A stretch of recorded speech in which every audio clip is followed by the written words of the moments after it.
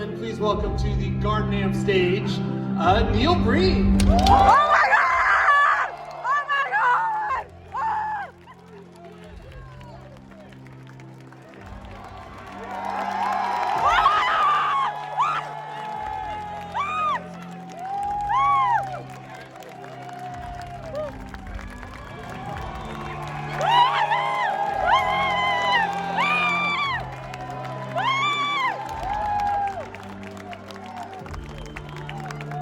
We love you, Neil!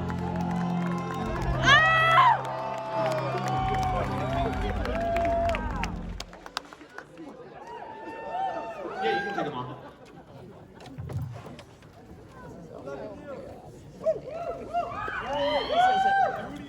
I can't believe this is happening. Oh my God.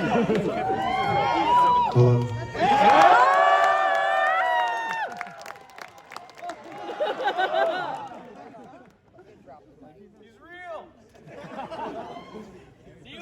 Awesome. Well, Neil, why don't you introduce yourself a little bit? Tell us about yourself and all that. What I'd like to, thanks very much for coming. This is terrific. And a great venue. I think it's terrific. And great weather, no wind. Perfect, perfect. Thank you. What I'd like to do is just literally spend a couple minutes, give you a brief background, then Sam will start the questions, and then we'll open it up to an audience Q&A. But I'm here for as long as we have questions and answers. Anyway, real quickly, as some of you may or may not know, Twisted Pair is my 5th theatrical feature film. I have written, produced, directed, acted, and self-funded, paid for each of them by myself.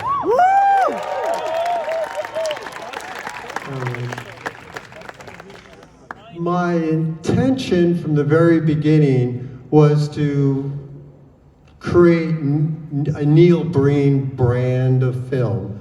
I am not a control freak. I'm not an egomaniac. But I just knew the reality was that if I wanted to be a filmmaker, of which I'm passionate for, I was going to have to do it myself, which bottom line all comes down to money. I am not a rogue female, rogue filmmaker. I'm not a loner. I'm not a super independent filmmaker. I'm not anti-Hollywood. Bottom line is the only reason none of my films are made near or with the Hollywood system is that I physically don't live in Los Angeles. It's really that simple. I have nothing against the system, although I'm familiar with what it takes to make a film, and I think I can overcome that on a very independent level. My movies are not midnight movies. They are not micro budget. They are not very, very low budget films. I can tell you my films are expensive. From strictly a process point of view, from the point of view of pre-production, production, and post-production, everything that I do on all 5 films, I have followed all the standard processes and formats to make it. Starting with the script. My scripts are full, professionally done scripts, 112, 118 pages. They're shooting scripts that you would find anywhere else. I do them myself. All of my, and I can't type, I'm a hunt and pecker like this. As far as production goes, and casting, and pre-production, I follow all the quote-unquote Hollywood rules. All my casting's done through normal casting notices, et cetera, et cetera. And I'll make this as brief as possible.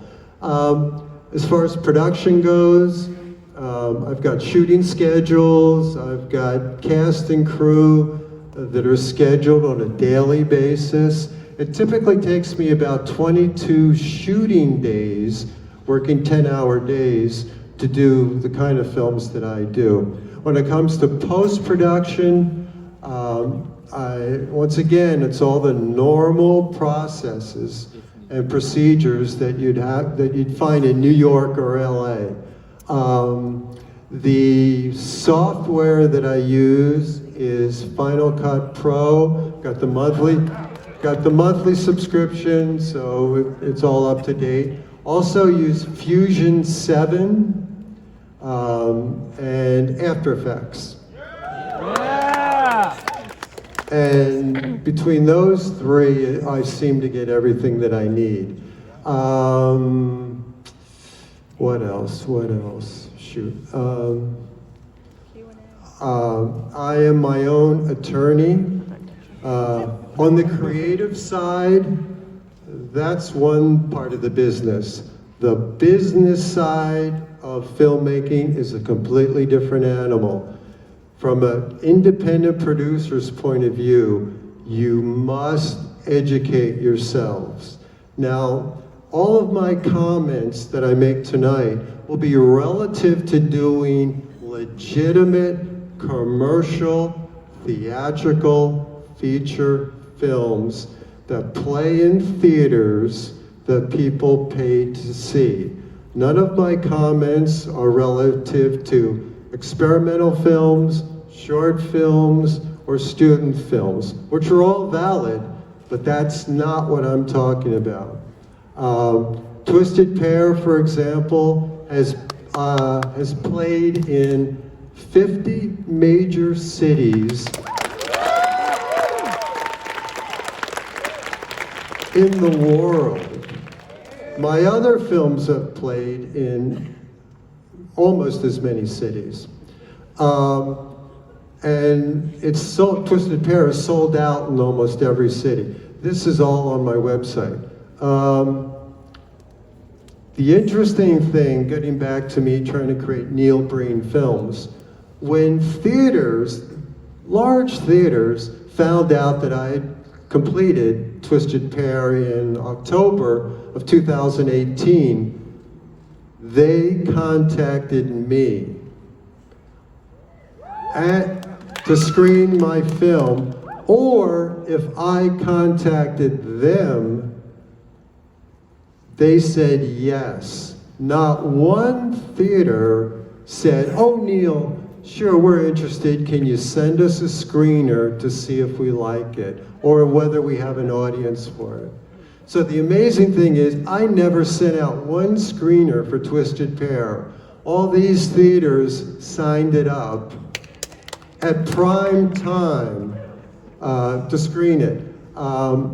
And in all my bookings that I did personally with the theater, I tell them right up front, this is not a midnight movie, I'm not allowing that. I wanted to start at 7:30 or 8 o'clock, and here's what I want to charge for tickets. Very reasonable. They all agreed. But my point is, from a legal contract point of view, and I wrote up the contracts with the theaters that they signed. And the same thing happens with distribution.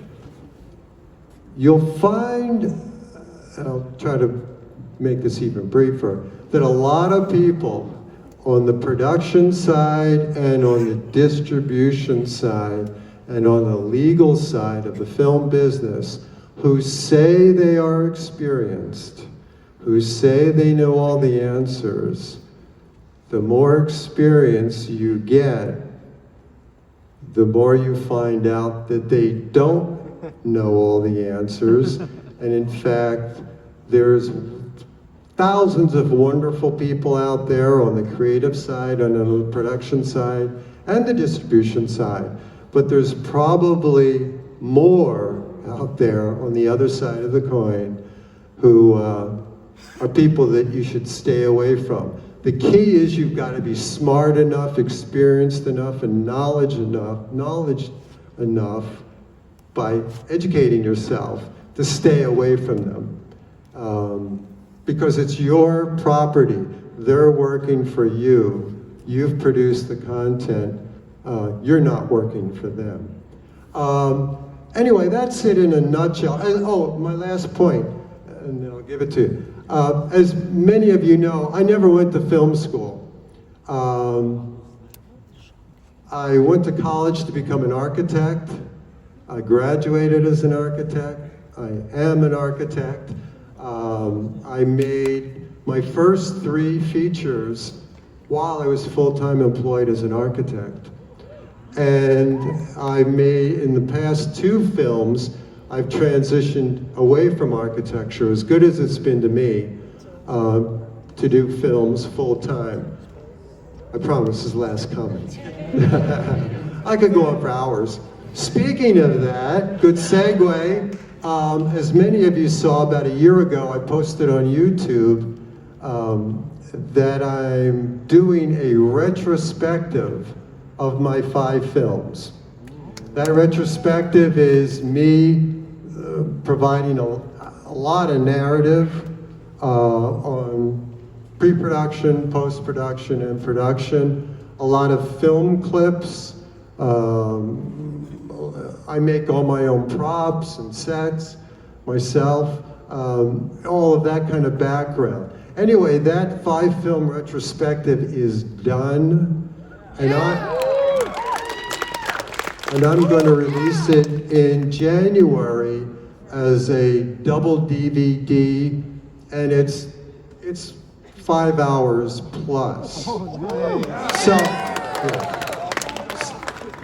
So on that happy note, I'll give it to Sam, and we'll go from there. Yeah, awesome. Well, I have a couple questions, and we're going to open it up in a little bit. But first, I wanted to congratulate you on a recent Paris screening. The film sold out in Paris. Oh yeah, this is real, yeah. Some of you, I remember you from Paris, yeah. No, I'm kidding. This is a real quick, interesting story. This was 3 Saturdays ago. I don't know, 3 months ago or whatever, this theater from Paris, France called me up or emailed me and said, we're interested, we've heard about Twisted Pair, we want to screen it. So I said fine, but I knew that English is not a primary language in Paris, so the programmer manager of the theater said, oh, don't worry about it, Neil, we'll put French titles on it, subtitles. So I said fine. And of course there was a screening fee and they agreed to that. And they said it's in a theater called Le Grand Rex in Paris, in downtown Paris. And so I immediately went online after I got off the email with them, and I pulled up, and you can see it. It's one of these theaters that looks like it was made 100 years ago, super ornate, with 3 balconies. 3. And I said, and you're going to screen Twisted Pair in this thing? So I immediately thought to myself, I said, oh shit, what they're going to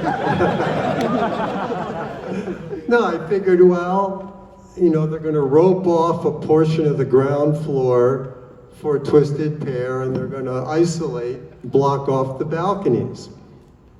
So it screened 3 Saturday nights ago at like 8 p.m. their time.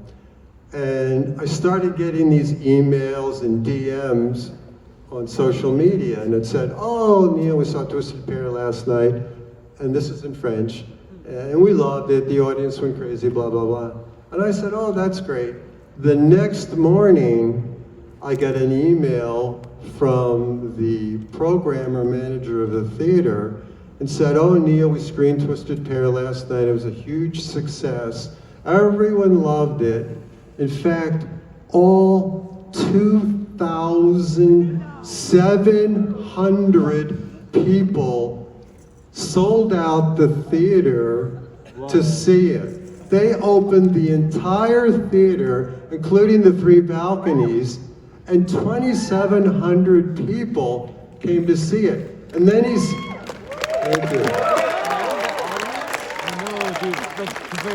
And this is with French subtitles. And then he says, oh, by the way, we posted on YouTube the standing ovation for you that the audience gave you. So if you go to Ovations for Neil Breen on YouTube, you'll see 2,700 French people standing ovations, going crazy. Which, anyway, it was fantastic. But that was like 3 weeks ago. Yeah, that's incredible. Give it up, give it up.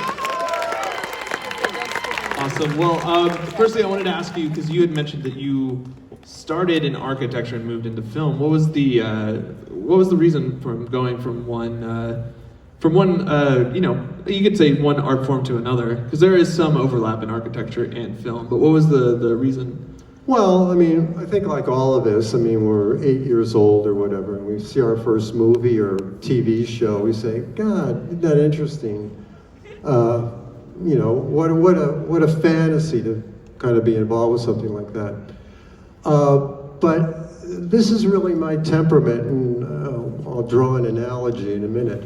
But I'm a pretty level-headed guy, very passionate, creative guy. But in my heart of hearts, I knew that when you're 12 or 18 years old, going to Hollywood and trying to become a filmmaker, I mean, that never happens to anybody. So I said, Neil, you need to get a real job. So bottom line was I've never known an architect. My family's not into the business or anything like that. But I stumbled into architecture and I said, God, architecture is sort of it has everything that I am. I'm sort of a technical guy, but I'm also a creative guy. So architecture, designing buildings, was sort of a happy blend of the technical, mechanical stuff with the creative, artsy stuff. So anyway, that's how I got into architecture. But the older I got, I never gave up the passion for filmmaking. And to make an even longer story short, the analogy that I make between architecture and filmmaking is that I could design, you know, a 50-story tall building, and you could drive by it with me, and you could say, Neil, I love that building. Or you could say, Neil, that building sucks. You know, it's one or the other, and we would keep driving. I mean, obviously there's an appreciation involved. But from my point of view, and believe me, I love architecture, I'm not knocking it, but something was lacking in that for me. So the analogy I make is that there can be a beautiful 50-story building, but that building, much like this bottle or this microphone, is an inanimate object. This bottle that I designed is never going to make you laugh. It's never going to make you cry. It's never going to make you think, etc., etc. And that's what I personally needed from a self-fulfillment point of view. So as nice as the building was, it was never going to make you emote or think. Whereas with this bottle, I can create lighting, I can add words to it, I can put music behind it, I can make it move the way I want. In other words, filmmaking is the ultimate media in creating your own world that will make you laugh, cry, think, emote. And that was always my thought, and then it just became an issue of bringing that into fruition. Awesome. Cool. Yeah, so I wanted to ask too, I know you mentioned it, you said the shooting schedule was about 22 days, but kind of in the larger picture, from when you first sat down to write the film to when the final edit was done and it was screening, how long was that process? Well, part of doing everything myself is, and I understand that filmmaking is a collaborative process, and I love collaborating with everybody. But there is an inherent efficiency in doing everything yourself. Also, maybe equally important, because it was my own money, I knew that I couldn't afford to have 4 or 6 people around doing nothing, or doing little, or not working to their max output. So, to answer your question, to put it in a timeline, I can honestly say that I don't think shooting any of my films, because they're all essentially done on the same business plan, could be done more efficiently. I mean, the shooting took 22 days, 10 hours a day. The writing I did as soon as possible. I mean, as quickly as possible.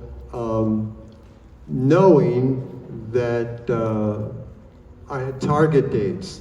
In other words, for each of the films, I'd always start in the spring or the late winter, because I wanted to be done in the fall, September or October of every year, because from my point of view, that's the right time to put the films out, like this time of the year. Awesome. Yeah, and I wanted to ask too, when you actually sit down to write, like, and also specifically for Twisted Pair, what typically comes first? Do you sit down with the whole story figured out, or do you have a character, an idea, a scene? And for Twisted Pair, like, what was kind of the genesis of this project? Well, Twisted Pair, and once again, I posted this on YouTube probably about 9 months before I even started shooting. I just made the decision and the commitment to myself. I said, I want Twisted Pair to be shot entirely at night, just out of the blue. I had never done, a total night scene. And I said, I'm going to shoot all of Twisted Pair at night. So when I was writing the script, I wrote the script with that in mind. I wrote the scenes as though they were going to all be shot at night. And that gets into how I lit the shots, whether they were interior or exterior, because without being film noir overboard, I really wanted to kind of capture some of that feel and that imagery. Imagery, symbolism, and metaphor is a big thing to me in all my films. So about the writing? Yeah, I just was wondering, like, so it sounds like that the genesis of this is, yeah. Yeah, also, in each film I wanted to challenge myself, both artistically and technically. Every film that I did something, whether primarily in an effects point of view, something that I had never done before. I've never really repeated anything. And I knew the Twisted Pair was going to be shot at night. I knew it was going to have an AI theme. And then I flashed on the fact that, well, if it's got an AI theme, it will have an AI character. What will make that AI character unique? Then, out of I don't know where, I said, what if that AI character had a twin brother? And the AI went in 2 different directions, one good and one bad, to create a conflict in the story. And from there it evolved into, well, it's one thing if they're twin brothers, but what makes them, to add to the symbolic element of it, what would make it even more different? Well, one's gonna have a full beard and the other's gotta have no beard. I mean, it's very important, I think, in writing and certainly in projecting or displaying your writing on the screen, that you exaggerate. In other words, I could have said, well, the other AI is just going to have a mustache. Well, that's not enough. You know what I'm saying? Or he's going to run around in a purple jumpsuit or something. Yeah, that's not enough. My recommendation when you write something for film, well, I could go on forever. No, I mean, it's, you take risks, be dangerous, be bold, go over the top, be edgy, don't do the normal stuff.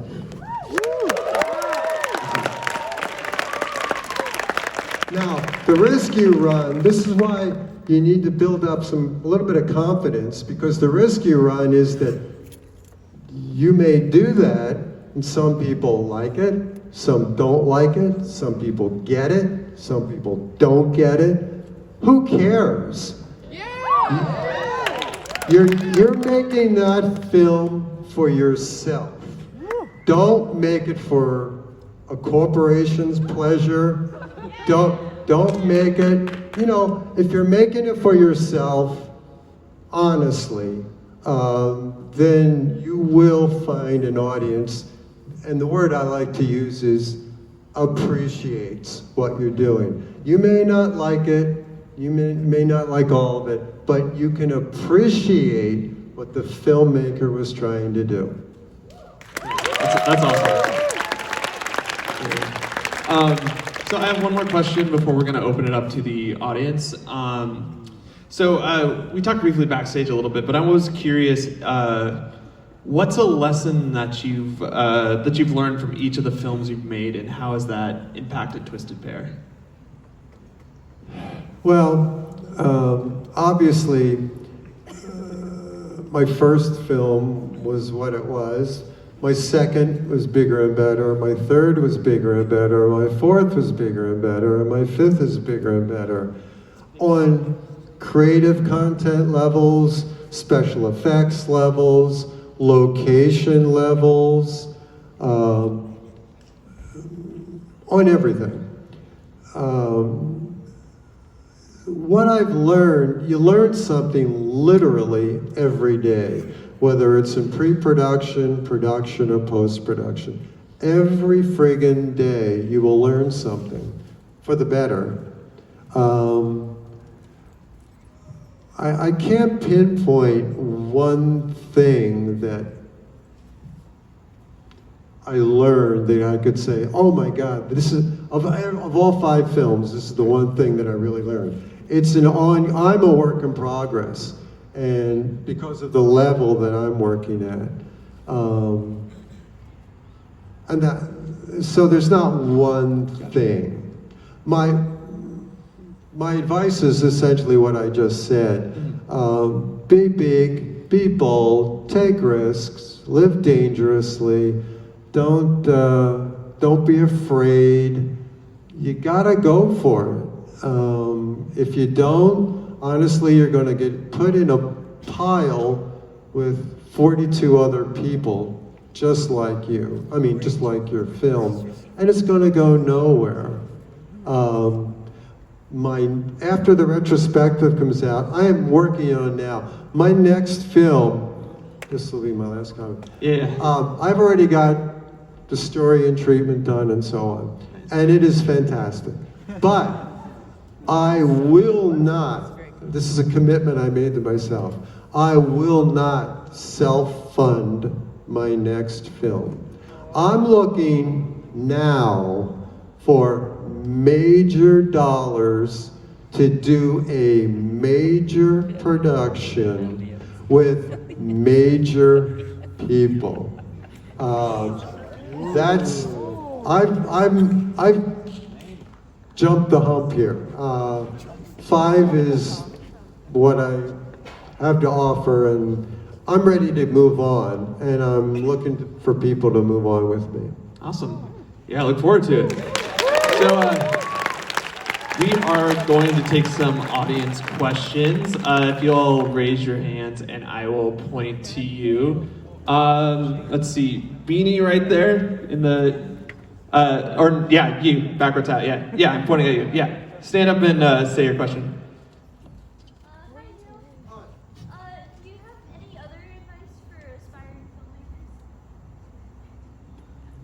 filmmakers? Yes.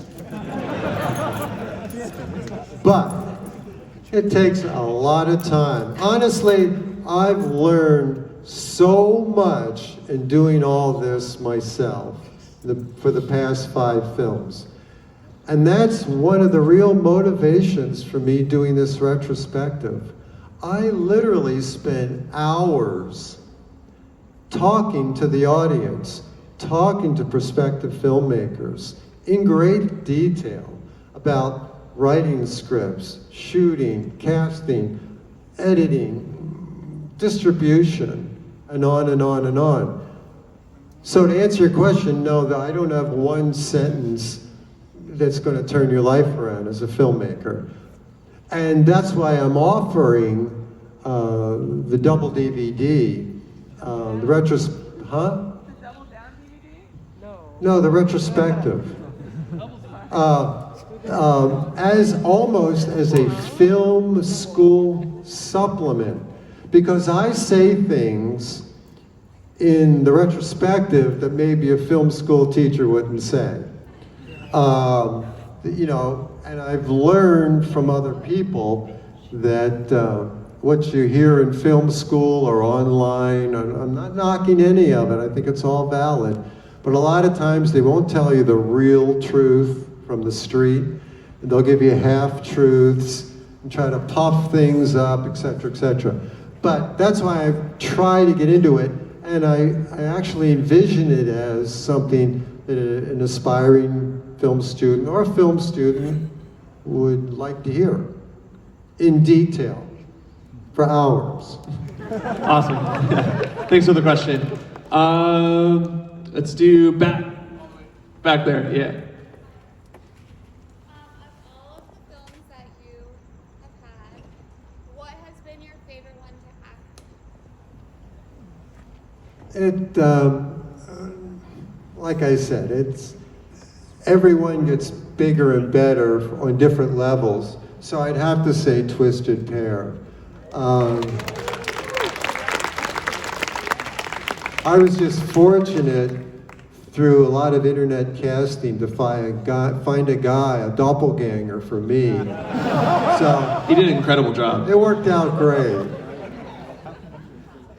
Awesome. Alrighty, right there, second row. Your films are filled with all sorts of symbolism, themes, Yeah. but what was the purpose you were going for with Kuz's muse fairy character? Well, let me back up. All of my, as I said earlier, and you got it right, but all of my films do not just have one meaning. I've written them all to have different meanings. Like I said earlier, there's metaphor, symbolism, and so on in all of them. And they all have different interpretations. And from my point of view, all of those interpretations are valid. There's no right or wrong. Like the muse is one interpretation of the winged spirit. The eagle is another metaphor or symbol. And in pass-through, I don't know how many saw pass-through, the tiger is a metaphor symbol, and so on and so on and so on. So I don't ever say, oh, the winged spirit was this, the tiger was this. That's not what I'm about. You're the audience, you can interpret it to whatever you like. Awesome. All right, yeah, we still got quite a few more questions. We should have time to get to most of them. You in the back, let's say third. Yeah, you're pointing at yourself. Yeah, here. We'll do one at so you first and then you after, since you guys are both next to each other. Should I stand? Yeah. Can I just get like an audience kind of like general question? How many of you guys are here from YouTube Critics or someone like that? Like From Red what? Letter Media. Oh, Red Letter Media. YMS. YMS. Right. A lot of your audience has been exposed to your films through the medium of kind of like YouTube film criticism. Right. What has that been like? Kind of going from, sort of self-funding, self-producing these films to be, seen by, whoever finds them, to kind of this greater sort of like. Well, it's great. I mean, it's my intention. You can't make the next movie till you've made money on the last movie. And the past 3 films for me have all been profitable. I mean, I couldn't have made Pass Through if I didn't make money on Fateful, and I couldn't have made Twisted unless I made money on Pass Through. I mean, these things are selling DVDs all over the world, and they've been selling for years. It's all, I'm not a super extreme capitalist, but if you don't have the money, you're not going to make the film. With all your best intentions, you've got to have some money to make the film. So I'm happy that everybody all over is seeing the films and paying for them. Oh, that brings up another real quick comment. I am and have been for the past few months trying to get Twisted Pair released digitally. And, yeah, so just so you know, that's in the works. Awesome. Just that I'm not against it. It's just contractually with all the platforms, it gets tricky. Right. So did you have a question next to him? Yeah. I have a question, yes. Oh, okay. You're talking to him. Oh, so, excuse me, my voice is a little dry. You said, like earlier you said there's a movie when you're like 8 or whatever, when you're first watching it, and you said, wow, that's cool. What movie or TV series or whatever did you watch that made you want to start making movies? Since that influence question. Yeah. No, I didn't mean that. In fact, thanks for the question. That's a normal question that I get. What films have influenced you, Neil, in your life? No answer. What actors have influenced you? No answer. What directors have influenced you? No answer. I'm a huge movie buff, both new and old films. I love a lot of movies. But I can honestly say there isn't one film or one director or one genre that has influenced me. I don't fall into that. If there might be a part of a film that I love, or one actor's partial or full performance, but no, I haven't been influenced by a specific film, actor, or director. Awesome. I'm gonna go. Let's go to the guy in the hat right there. Yeah, your buddy tapped you. So I was wondering, I noticed, do you see these films taking place in a single universe, or all these stories exist in one universe, or are they all set? No, they're all separate. This is an MCU, bro. All of my real briefly, all of my films fall into the sci-fi fantasy genre. Once again, this gets back to being bold, being big, taking risks, don't be afraid. I'm not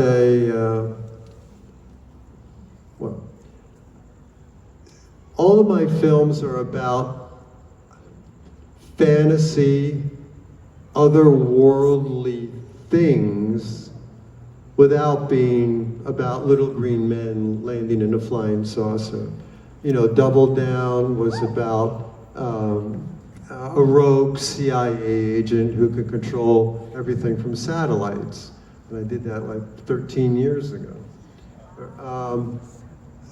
I Am Here Now is about a being that comes to this planet from someplace who may or may not be who you think it is, and is very environmentally concerned about the human race. Fateful Findings is about a little black cube that two kids find in a treasure chest underneath a magic mushroom.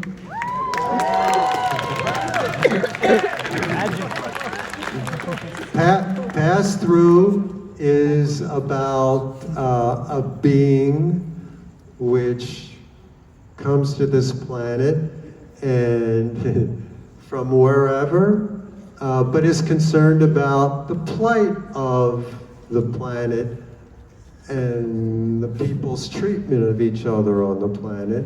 Twisted Pair is about AI, once again with some otherworldly force. They all take on a very humanistic character. None of them are true aliens. They all have human features, but they have otherworldly offerings.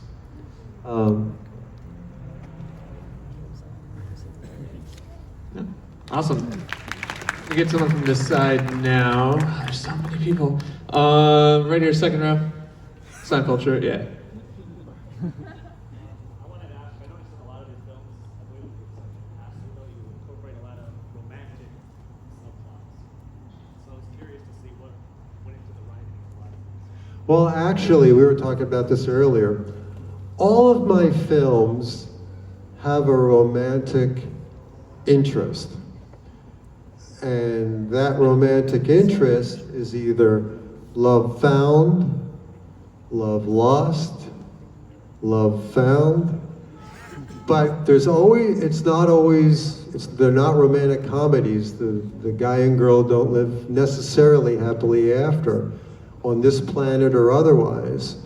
But yeah, that's just part of me. There's always a romantic twist. Like in Twisted Pair, when you see the guy, near the end, when you see the guy and girl put their arms around each other and they start walking off, I heard from behind that a few of you clapped. Oh, that's the end of the movie. And then we twisted it to have her dissolve away. Not happy ending. Anyway, so it's a romantic element, which is part of me. Awesome. Sweet. Let's do, so someone's pointing. Someone's dramatically pointing over here. Yes. Hi, Theo. Hi. I was wondering if you ever would consider releasing merchandise, be it for Twisted Pair or any of your other movies. You know, when I did Pass Through, I tried that. I had T-shirts, I had hats. And bottom line is, and once again, this is all relative to me as the independent producer, it's just not financially feasible. And I say that because I can make them by the hundreds, I can advertise them, but the price that I would have to sell them to you guys for would not make it feasible, because you guys wouldn't pay the price that I would have to ask.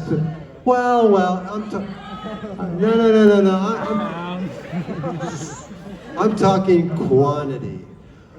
Yes, I could sell a couple hundred of them, but to sell 8,000 of them, it just doesn't work at my level. Gotcha. Yeah, sure. Awesome. Let's do a green shirt right there. Yeah. There you go. Sammy. Hi, Neil. Hi. If you ever do get a studio funded film, do you still plan on acting in them? And if not, what sort of like big A-list actor would you like to see play your character? I have no idea. No, I have no idea. You know, I'll tell you a funny story. Well, it's not funny, but you'd be surprised, other than the 5 or 6 A-list female actress and A-list male actors, outside of those 5 or 6 people, you would be surprised and I probably shouldn't be saying this, how inexpensive it is to get some named people. The problem is, I shouldn't say this either, but it's the unions. I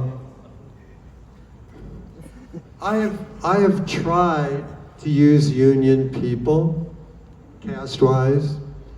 It doesn't, financially it doesn't work. Nothing against SAG-AFTRA, but it's not good financially.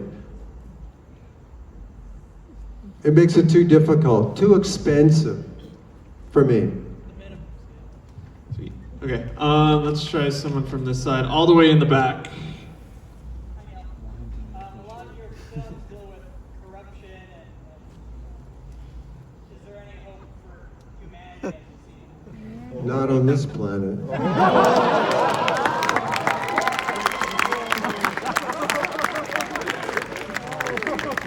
I'll tell you, no, it's a universal problem. Regardless of what channel you watch or what internet site you go to, corruption on every level, in every aspect of life is stupidly rampant. And that's not going to change soon, unfortunately.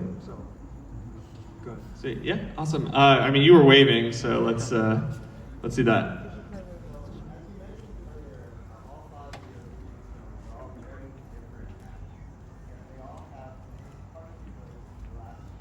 Yeah.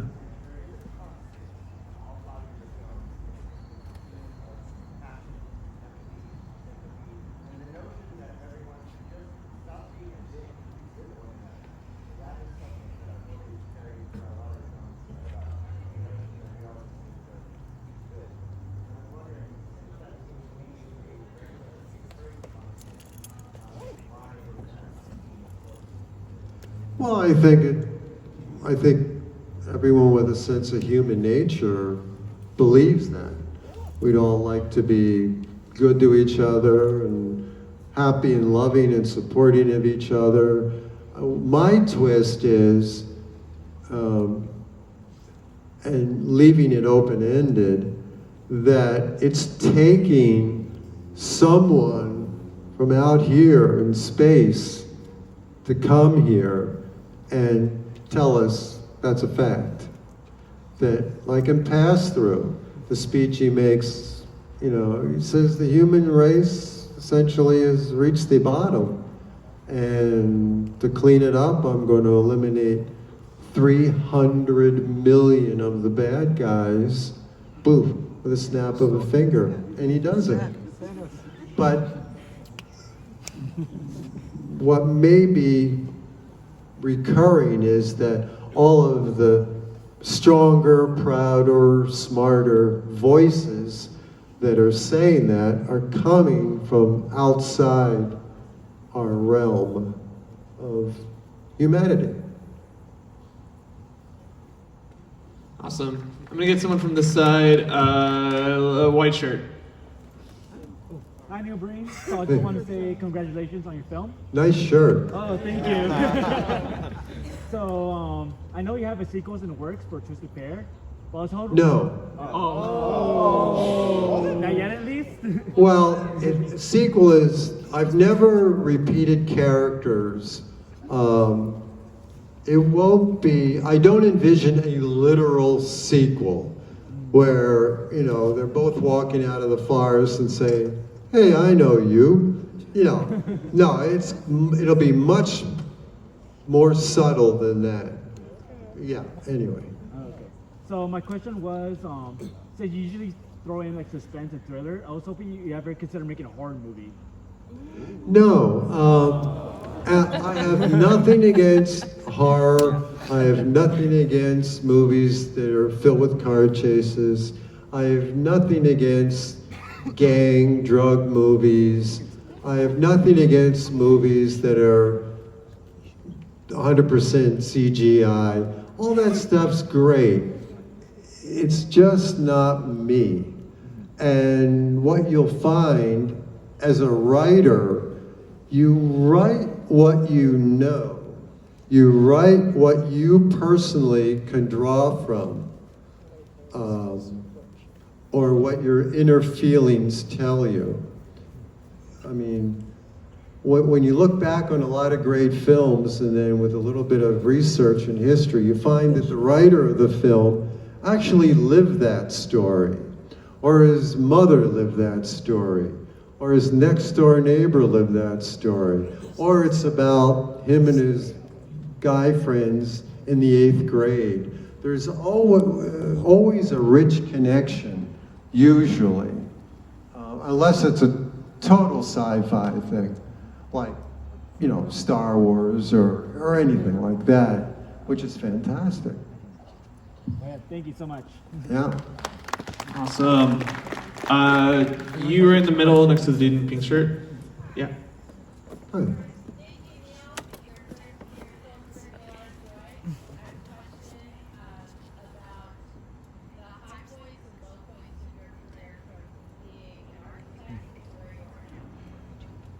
I'm a very level-minded kind of guy. I don't believe in anger. I think anger is a total waste of energy. Of course, I would get pissed off at something, but I mean, you know, to get angry is silly. On the other side of the coin, if something good, like the French screening, when that guy said, Neil, 2,700 people are applauding you. I said to myself, great, I was happy. My parents were happy. You know what I mean? But I didn't go jumping up and down, and you know, it's just, that's what I'm saying. I'm fairly, personality-wise, and temperament-wise, I'm pretty level like that. So I really don't have highs and lows. If it's a low, you get over it. It may take you an hour, it may take you 2 days, but you get over it. And the same thing with the highs, you know? Awesome. Thanks for the question. We're gonna move. Someone just said over here, so I'm gonna go to them. I had a question about when you edit the movies. You said you used Final Cut Pro. Yeah. Would you ever consider using like Adobe Premiere or DaVinci Resolve or anything else other than what you use now? I'm not, probably, but I'm just not familiar with them. You know, between Final Cut and Fusion 7 and After Cuts, I've been able to do everything that I wanted to do from an effects point of view. So I've never felt the need to go somewhere else. Now, obviously, the bigger the film gets and the more CGI I have, you know, that will lend itself probably to going somewhere else.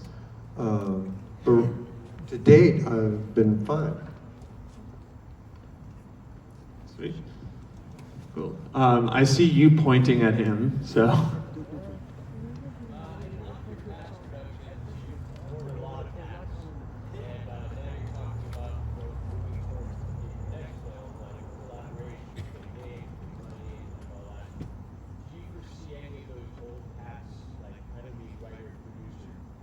Oh, absolutely.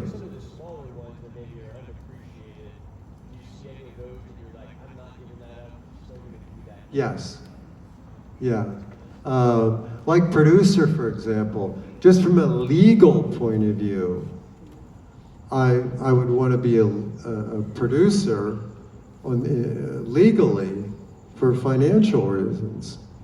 Also, if you give up producer, you really don't carry any weight. The other thing is I own the copyright for all my films. So in the next film, if I write that film, even if I co-write it, I'm going to be the copyright holder, and I certainly would never give that up. Whether I'd be allowed to direct something, that's a whole nother issue.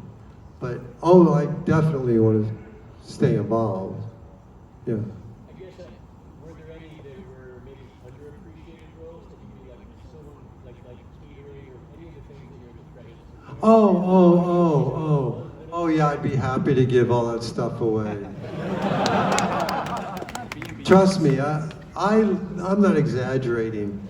Every morning, of all 5 films, I'm putting the lunch for that day that I bought in the supermarket that the prior night into like 6 ice chests. And I'm carrying them out to my pickup truck and putting them in there myself. I'd be happy to give that stuff up. Yeah. Awesome. We have time for one more question, and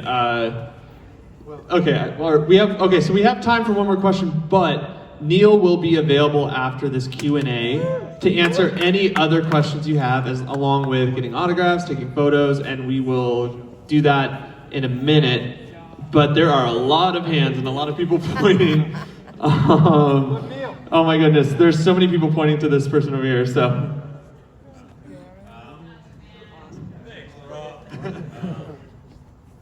Oh, He forgot his question.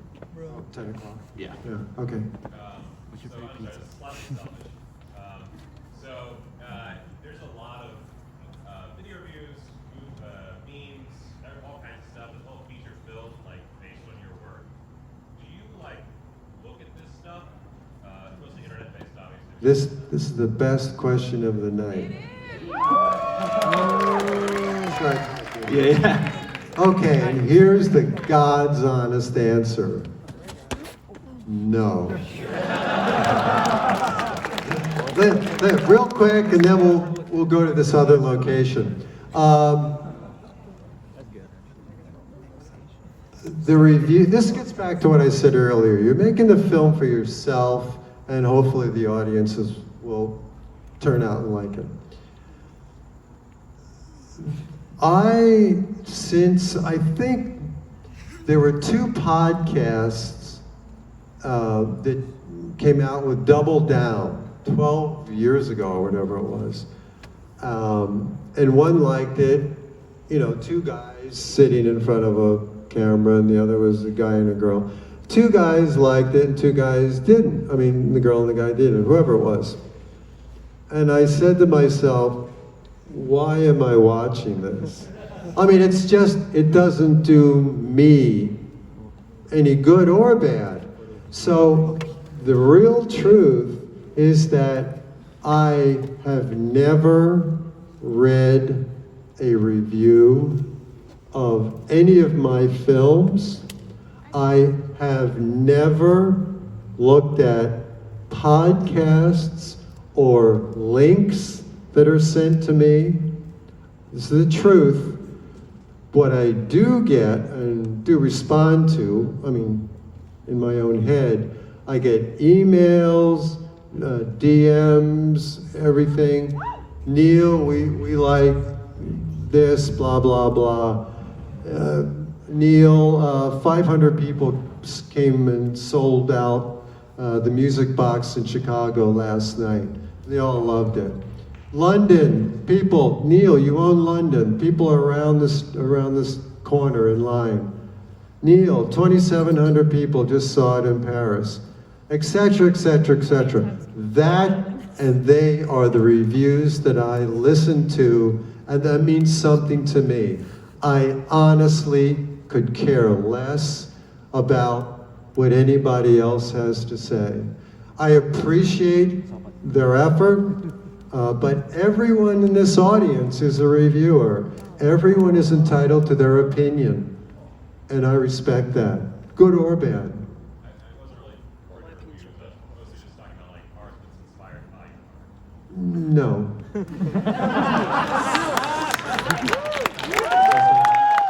Well, with that, Neil will be available. Actually, let's move this back over here so you can put this on the stand. Neil will be available over in the locker room for photos, more questions and stuff. We got to kind of, it's a Garden Grove, you can blame them. But no, we love Garden Grove here. So Neil will be back there in a minute. Please, if you want to go meet and greet Neil Breen, we ask that you form a single file line over here. There's going to be some Garden Dam people going to set that up. Neil, if you would mind.